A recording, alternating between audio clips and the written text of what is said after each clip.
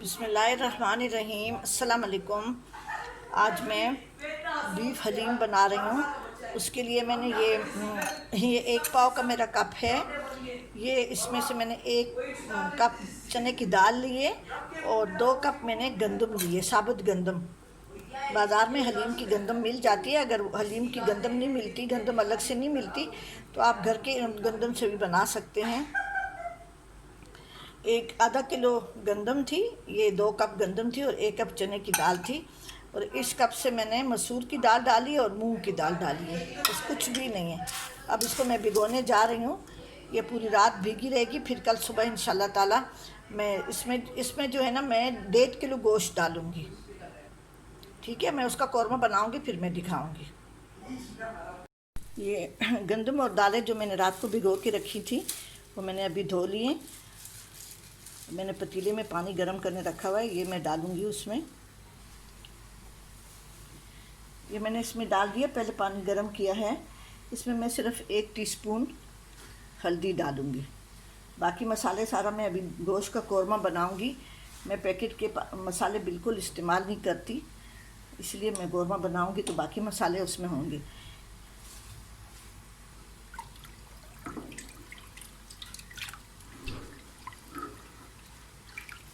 ये जब गल जाएगी तो इसको मैं ब्लेंड करूंगी। मैं बीफ हलीम बना रही हूँ आज। ये दालें और गंदम ये गल गए हैं। अभी मैंने इसको ठंडा करने के लिए रखा है। इसको मैं ब्लेंडर में पीसूँगी। फ़िलहाल ये ठंडी हो जाएगी तो तब मैं इसको पीस लूँगी। अब ये मैंने आधा किलो घी लिया है। इसमें से मैंने 1 पाव प्याज घी इसमें डाला है। ये 1 पाव घी है। इसमें मैंने एक बड़ा साइज़ का प्याज वो काट के डाल दिया है, ये कौरमा बनाने के लिए है। अब इसमें मैं ये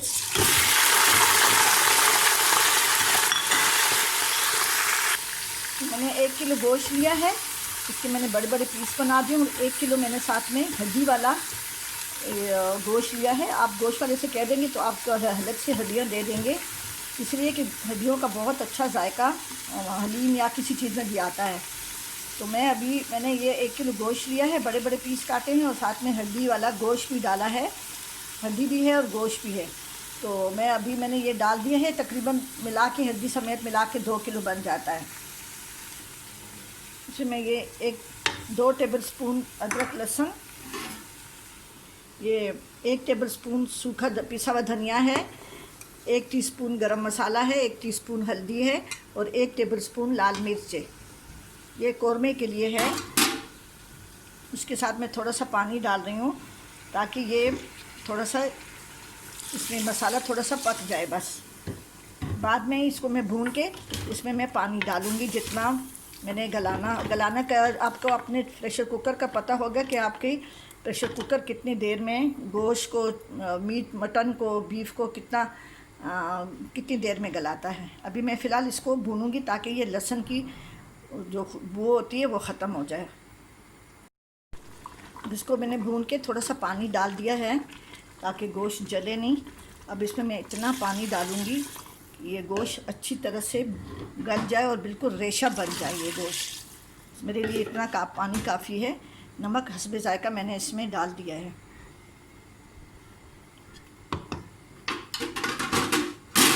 अब इसका प्रेशर कुकर में बंद करके और इसको इतना पकाऊंगी कि ये गोश्त अच्छी तरह से गल जाएगा। ये वो दालें जो मैंने गला ली थी वो मैंने पीस लिए हैं। गोश्त भी गल गया है। अभी मैं इन दोनों को असम्बल करूंगी। अब ये गोश्त बिल्कुल देखें गल गया है। अब इसको मैं इस कुंडी में डाल के और थोड़ा थोड़ा करके मैं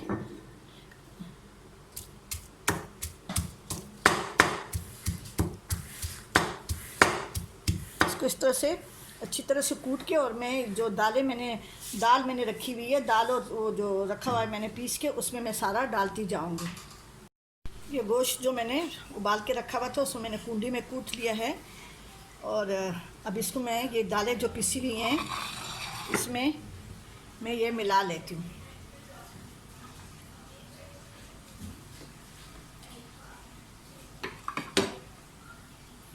सारा नहीं मिलाएं, ज़रूरत के मुताबिक मिलाएं। वैसे रेशो हलीम का ये है कि एक पाव चने की दाल और आधा किलो गंदम होती है साबुत, उसमें 1 किलो गोश्त डलता है। अब ये गोश्त का कौरमा जो था ना, वो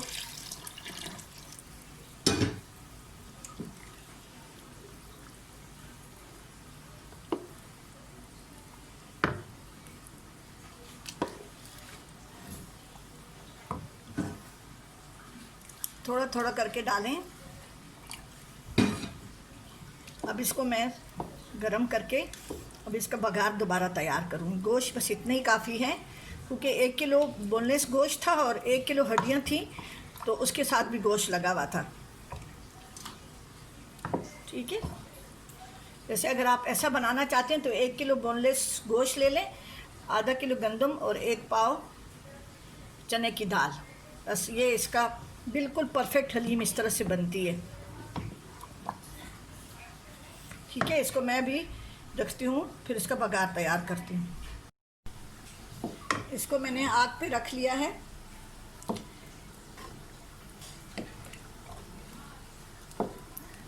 अब इसको मैं दोबारा बघार तैयार करूँगी।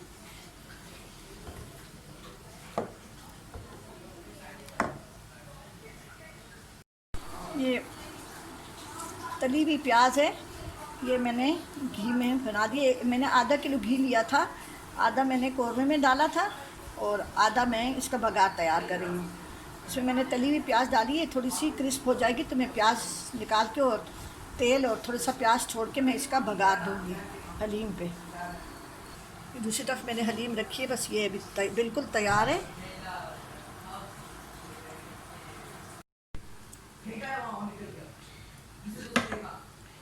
ये बघार अब तैयार हो गए हैं।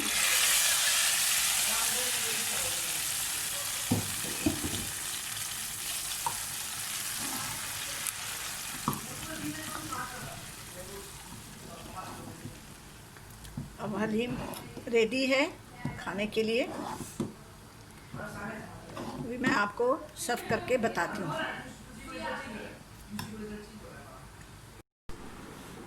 अब ये हलीम तैयार हो गई है, साथ में मैंने सब चीज़ें रखी हुई हैं। ये चाट मसाला है,